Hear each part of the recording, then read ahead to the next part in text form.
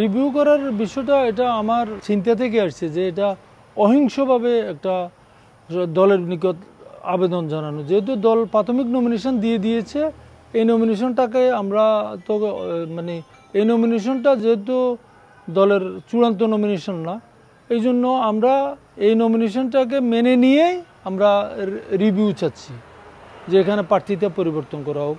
এবং এটা আমাদের মানে এই প্রজন্মের প্রতিবাদগুলো যেভাবে হয়, আমি ঠিক একইভাবে প্রতিবাদগুলো করার চেষ্টা করছি, যে জেড প্রজন্মের প্রতিবাদগুলো যেভাবে হয়েছিল, আমিও চাচ্ছি যে প্রতিবাদগুলো ওইভাবে হোক, অহিংসভাবে প্রতিবাদ হোক।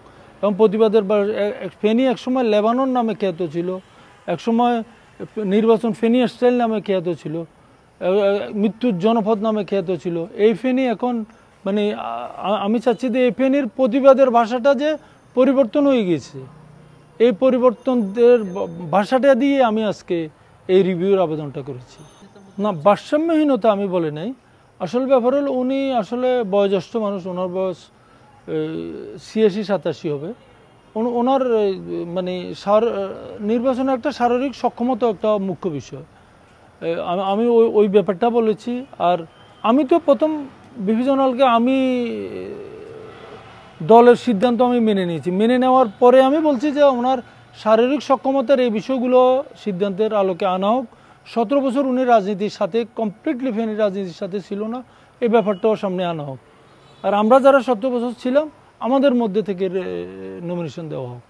প্রতিবাদটা আমি করছি। আর উনি যে হাইওয়েটা ঢাকা চিটাম, এটা লাইফ লাইন, হাইওয়েটা 3 ঘন্টা ব্লকেট করে দিয়ে উনি এই যে মানে শোডাউনটা করেছে। আমাদের দল কিন্তু এই ব্যাপারে বিধি আছে, আমাদের দলের অনেক সিনিয়র নেতারাও এই বিধিতে পড়েছে। আমরা ওনাদেরকে নিষেধ করেছিলাম যে এইভাবে না করে উনি আসুক ওনার বাড়িতে, উনি সবাইকে নিয়ে বসুক। উনি একদম মানে এমনভাবে আসলো পুরা শহর, আপনারা তো দেখছেন গতকাল বৃহস্পতিবার ফেনী শহরের মতো আমাদের একটা ছোট শহর 5 ঘন্টা ব্লকেট ছিল।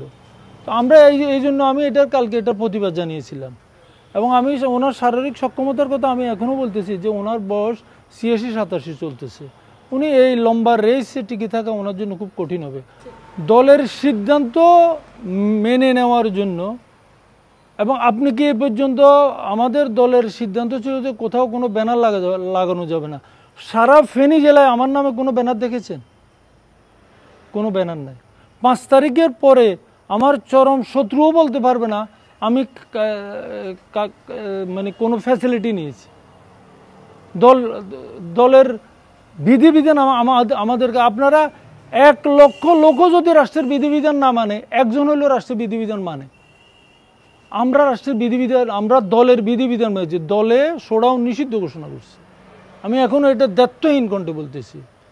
আমাদের চট্টগ্রাম বিভাগীয় সাংগঠনিক সম্পাদক মাহবুবুর রহমান শামীম, উনি হাতিয়াতে শোডাউন দেওয়ার কারণে ওনার মতো লোককেও দলে বিধিতে ফেলেছে।